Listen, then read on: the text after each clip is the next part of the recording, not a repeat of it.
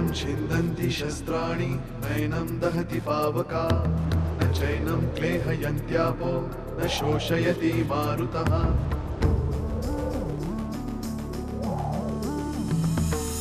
दिवसामागुणरात्र धावते सकाळ संध्याकाळ सूत्रधार जो या साऱ्याचा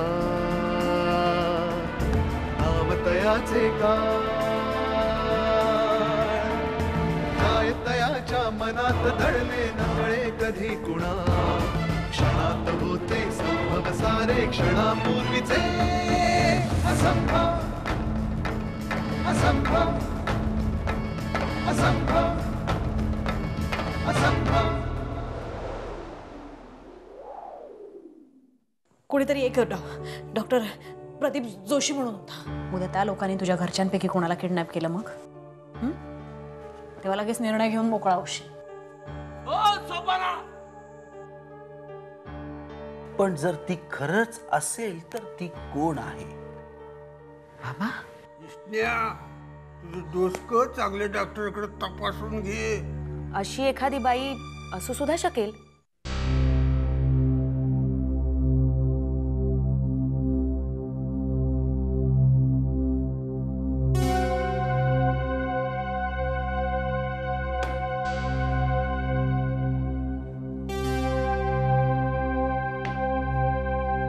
सांग विष्णू, कुठे पाहिलंस भूत? म्हणजे मालक मी नाही, त्या भूताला भेटूनच जायचं असंच ठरवून आलोय मी वाड्यावर. कुठे पाहिलीस ती बाई? सांग सांग सांग. मालक मी मागच्या दरवाजाने येत होतो ना तर आतमध्ये ती वावरताना दिसली. हो हो. मग आत आल्यावर शोध घेतलास तिचा? म्हणजे मालक मला भीती वाटली ना मग मी माझ्या खोलीत जाऊन गपचूप बसलो. छान. विष्णू पंत, तुम्ही त्या बाईला घाबरून आत खोलीत बसलात. तुमच्या अपरोक्ष हा वाडा तिने लुटून नेला असता तर तुम्ही तिला भूत आहे असं समजून काहीच केलं नसतं, नाही का? जा, वाड्याची झडती घे, जा. आता मग आता कातर वेळ झाली आहे मालक. मग आणि कातर वेळी भूतांचा वावर असतो असं वाचलंय मी. प्रिया सांग ना बाप. एक शब्द बोलू नकोस विष्णू, नाही तर या काठीनी चोप देईन तुला. परत या वाड्यात भूत हा शब्द उच्चारलास तर समोरच्या पिंपळावर उलटा लटकवेन तुला. आजपर्यंत कुठल्याही दुष्ट प्रवृत्तीची टाप नव्हती या वाड्याकडे नजर वळवायची. आणि तू भूत हा शब्द उच्चारतोस. भूत आहे अशी तुला भीती वाटते. जा, ताबडतोब वाड्याचे सगळे दरवाजे बंद कर. बघूया तरी ती बाई कुठे आहे ते. बाहुली, तू आज जा, फ्रेश हो, जा. विष्णू, मी काय सांगितलंय तुला ऐकू आलं नाही का? वाड्याचे सगळे दरवाजे लावून घे. नको मालक, दरवाजे बंद केले तर आत अंधार होईल, उजेड कुठून येणार? आणि हल्ली आपल्याकडे लाईट पण जातात मध्येच. आणि आणि मालक, आज अमावास्या आहे. अमावास्येला भूत तर वावरतातच. विष्णू, निघ, जा, निघ म्हटलं ना मी तुला. दरवाजे बंद करतो.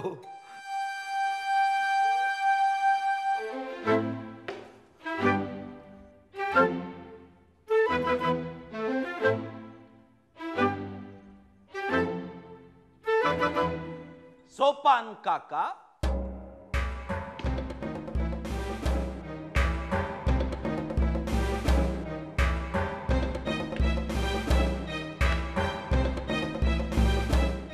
तुम्ही कुठे निघाला? मी कुठं? मी नाही कुठे नाही ते आपलं हे मी झोपायला जातो. हो झोपायला. चला मी पण येतो तुमच्या खोलीत. तू नको तू आराम कर बाबा, मी झोपतो जाऊन. नाही काय आहे की ती बाई जर कुठे असेलच तर बघून घेतो, कारण भूत नाही येते याची मला खात्री आहे. हाडा मासाची बाई आहे. उगाच तुमच्या मनात माझ्या मनात काय नाही बरं का. मी ते इथल्यासारखा भित्र थोडाच आहे. मी चांगला तरणा बांड आहे. अरे मी इथं असताना कायच्या बाईची हिंमत आहे माझ्या खोलीत यायची. तू आता प्रवास करून जमून आलाय, तू आराम कर, मी जातो बरं का. हा आराम कर, काळजी करू नको माझी, मी चांगला आहे.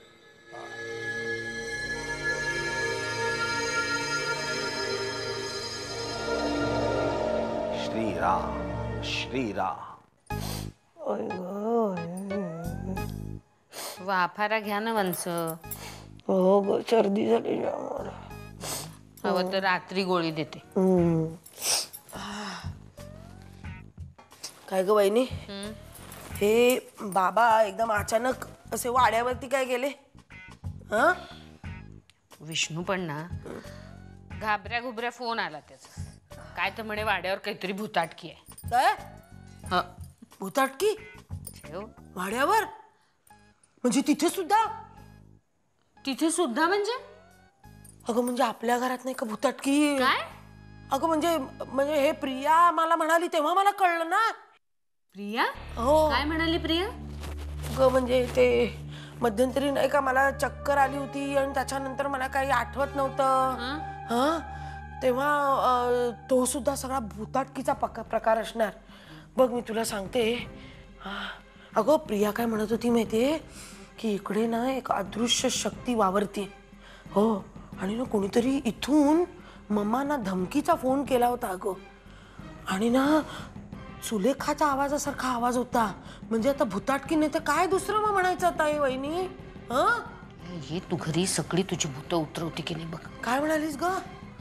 अहो ती प्रिया काहीतरी उगीच बडबडत असते हो. अगं उगीच बोलली तरी माझ्या कसं लक्षात आलं नाहीये. अगं एकदा ते आमच्या टेकडीवरचे महाराज मला म्हणाले होते की देवा. अगं अगं तू डोक्याला हात लावून काय होणार आहे आता? ह्या भूताटकीवरती कोणी डॉक्टर औषध देणार आहे का? मला सांग ना तू. मनसा मुळात ही भूताटकी हे कुणी ठरवलं?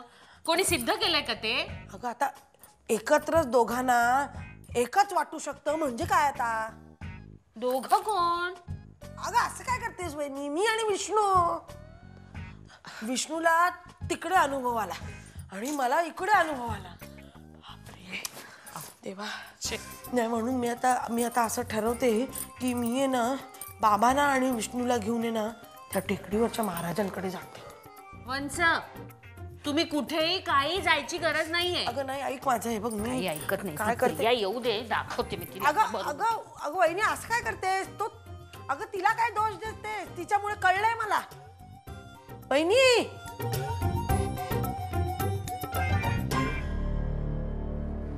श्रीराम श्रीराम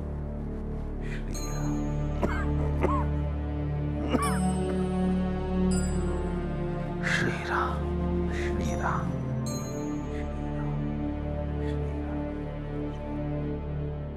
श्रीराम श्रीराम.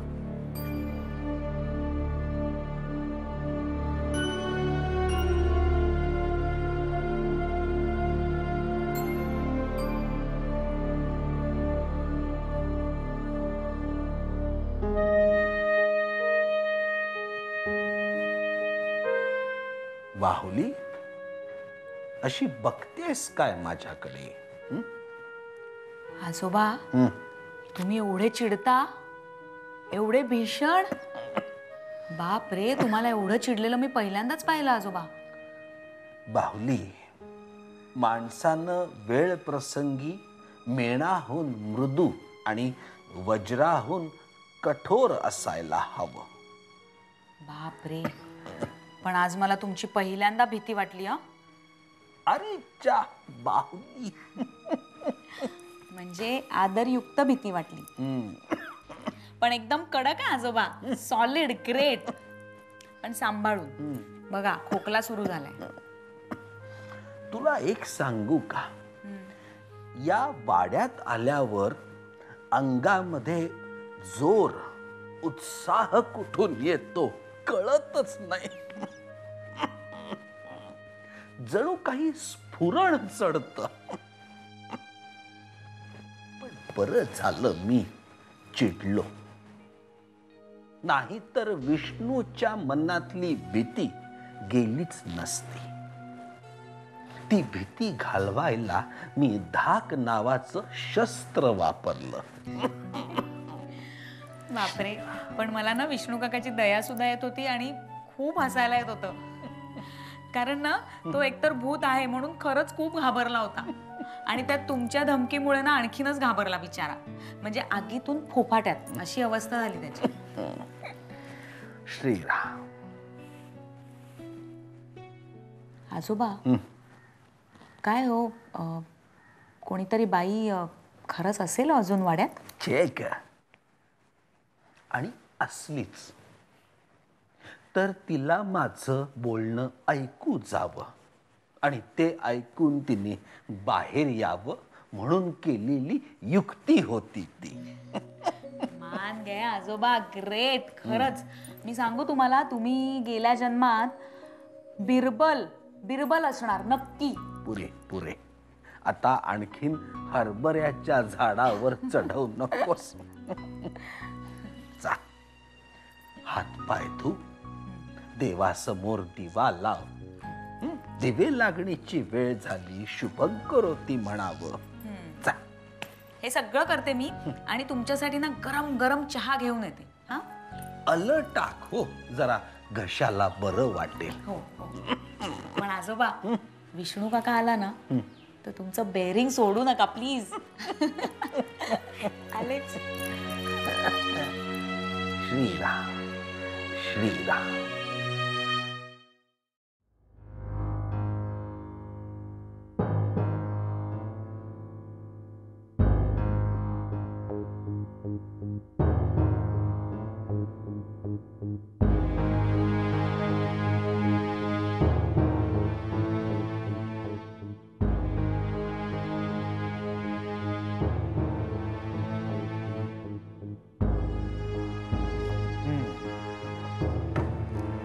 श्रीराम श्रीराम.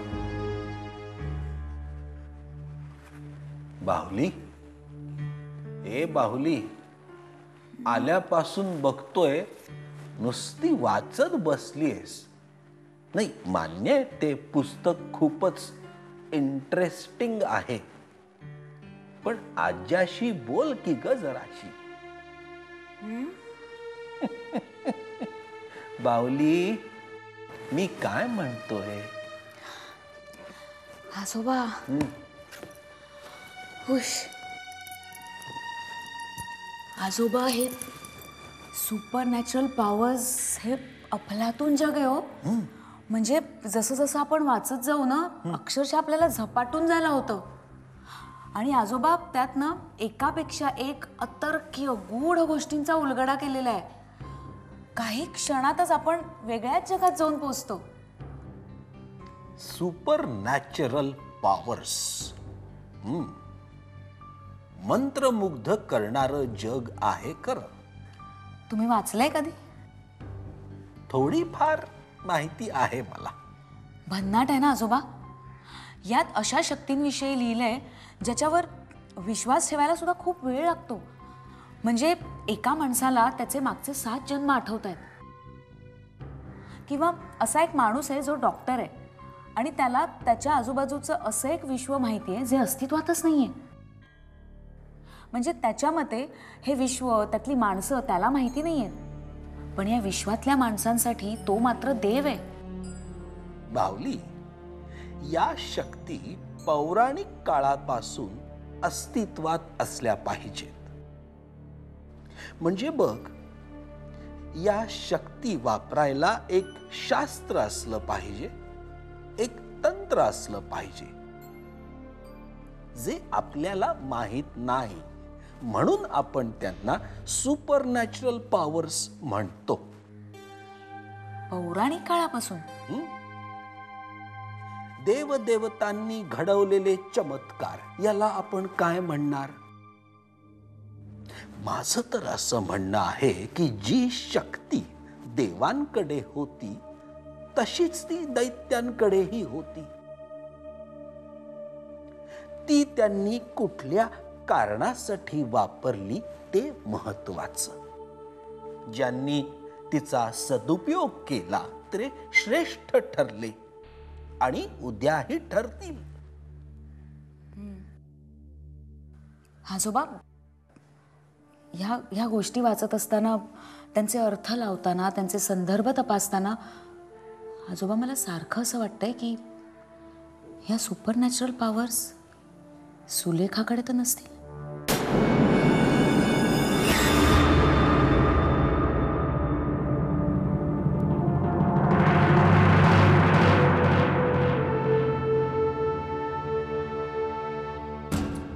बाहुली, याचा अर्थ तू हा अभ्यास हो, सुलेखासाठी. आजोबा मी घरात कोणालाही हे सांगितलेलं नाही हं. आणि तुम्हीच म्हणता ना की प्रत्येक गोष्टी मागे, प्रत्येक शक्ती मागे एक शास्त्र असतं, बरोबर? अगदी बरोबर. मग आजोबा, मी हे जे काही वाचते ते सुद्धा एक शास्त्रच आहे, बरोबर? यात शंका नाही. मग आता मला एकच गोष्ट सिद्ध करायची आजोबा. सुलेखाने आतापर्यंत जे काही केलं तो सुपरनॅचरल पॉवर्सचाच एक भाग होता. बाहुली, आजोबा प्लीज हे कोणालाही सांगू नका, कारण मी सुलेखाबद्दल आतापर्यंत जे काही बोलले ते सगळं खोटं ठरवत आलेत सगळे. एकदा मला सिद्ध करू दे प्लीज. ठीक आहे बाहुली,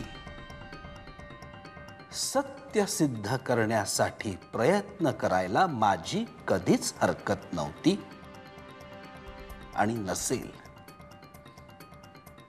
पण हा मार्ग खूपच विचित्र, खडतर आणि अतर्क्य आहे.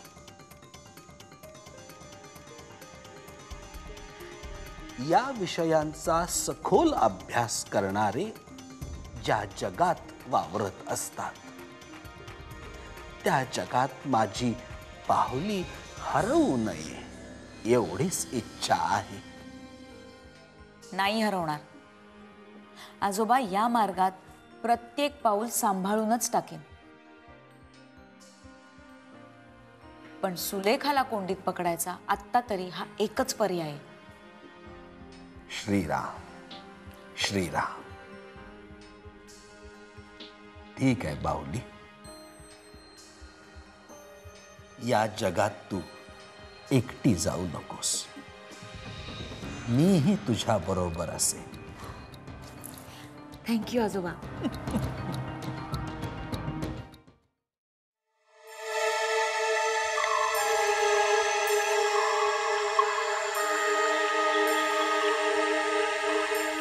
गेल्या जन्मात वाड्यात जाणारी गोदा या जन्मात पुन्हा वाड्यातच सापडली. पहिल्यापासून पाहत आले, फार लक्ष नाही दिलं कधी. निखिलला संपवण्याआधीपासून प्रत्येक वेळी मांजरीसारखी आडवी आली ती. माझ्याविषयी जन्माला आलेल्या प्रत्येक संशयाचं मूळ ही प्रियाच होती. तेव्हाच या मुळावर घाव घातला असताना तर आज इतके घाव घालावेच लागले नसते.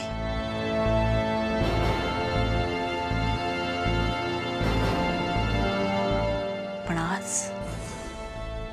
आज या मुळावर घाव घालायचा.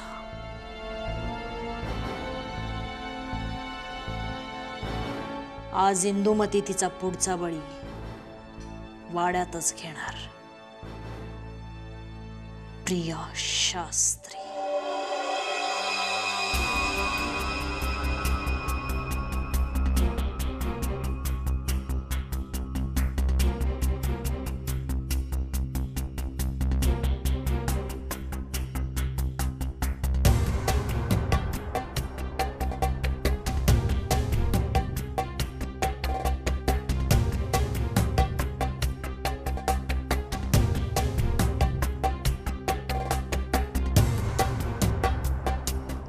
काही झालं काय गं?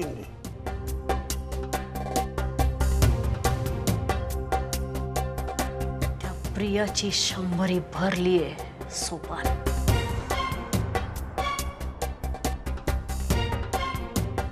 याची काय करणार आहेस तू? जे इंदुमतीनी करायला हवं होतं,